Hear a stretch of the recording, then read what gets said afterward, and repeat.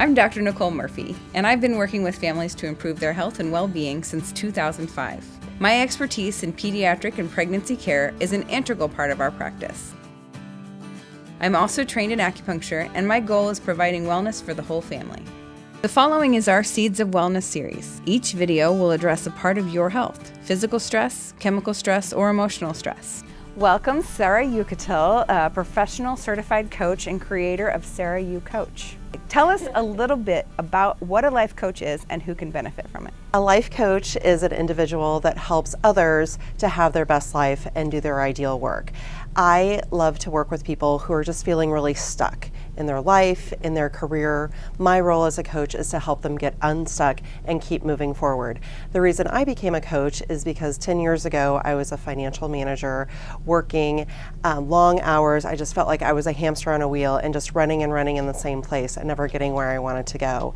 I was feeling drained, I was feeling really exhausted, I wasn't taking really good care of myself. A friend of mine told me that she was working with a life and career coach and was getting great results. And I was like, what are these people?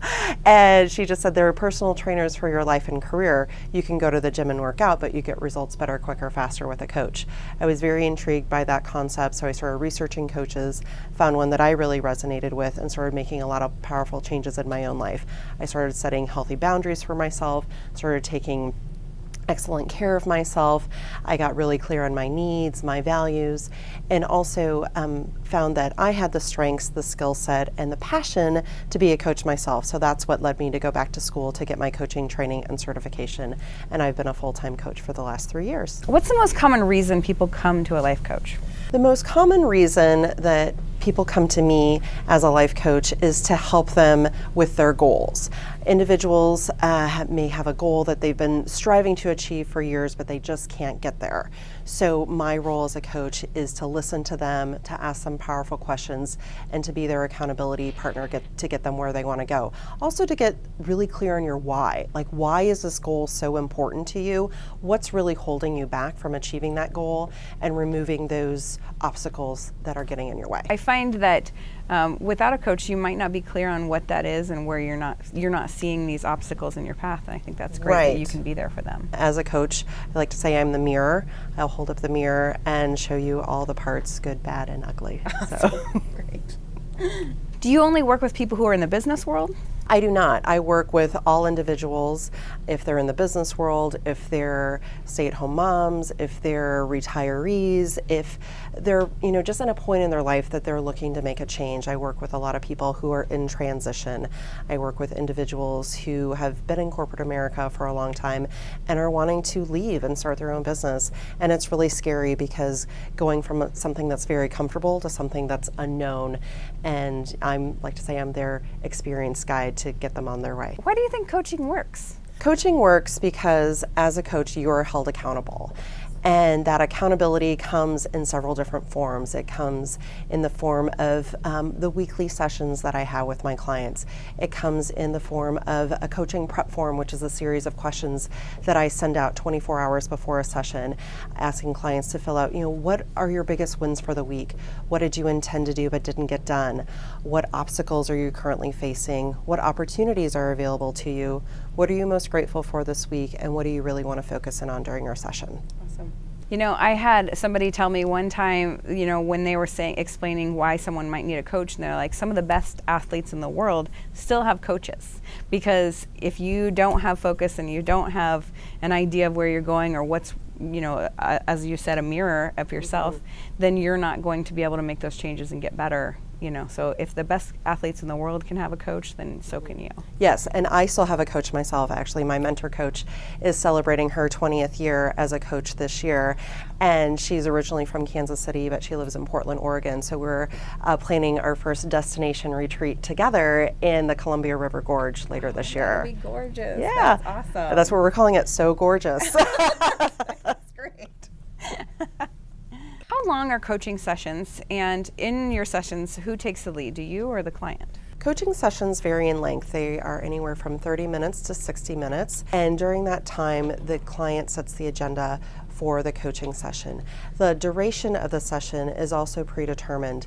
Prior to working with a client, I will meet with each client for a complimentary 30-minute coaching session to learn more about them, learn about what they hope to achieve through coaching, understand their goals, and understand their timeline.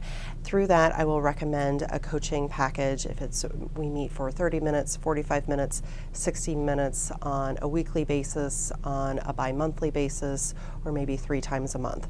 Ideally, when I like to work with clients, I work with them 3 weeks on, 1 week off to build some positive traction and momentum to get them to achieve their goals. That sounds great. On your website, you mentioned that clients find a stronger sense of self-esteem and self. Can you speak to why you find that to be true? Yes. Many clients come to me feeling very drained, very beat down. It's not uncommon to have breakdowns in those first few sessions. I always say breakdowns or breakthroughs, because in coaching, it's really your opportunity to focus on yourself. And so many individuals don't take 30 minutes, 45 minutes, or 60 minutes to really focus on what is going on. It's just, getting up every morning and making it through each and every day versus taking some time to reflect and have someone else hear you, validate you, and listen and really support you in achieving what it is you want. And through that self-esteem, we work together on building up that confidence too. If it's setting those healthy boundaries, if it's looking at identifying and zapping those energy drains, because if your day is filled with energy drains, of course you're going to be exhausted. Of course you're going to be drained, and your self-esteem is going to be very low. But once we get those healthy boundaries established, some healthy routines, your confidence is automatically going to increase. Yeah, you can stop pouring from an empty cup. Right? Yes, definitely. Great. How do you hold your clients accountable for the actions items that they set for themselves during your coaching sessions? Yes, at the end of every session, we end with action items that they'd like to achieve before their next session. How I stay accountable with my clients is emailing them in between sessions, texting them, and sending them that coaching prep form saying, hey, how are you doing with your goals this week? This is your midweek check-in.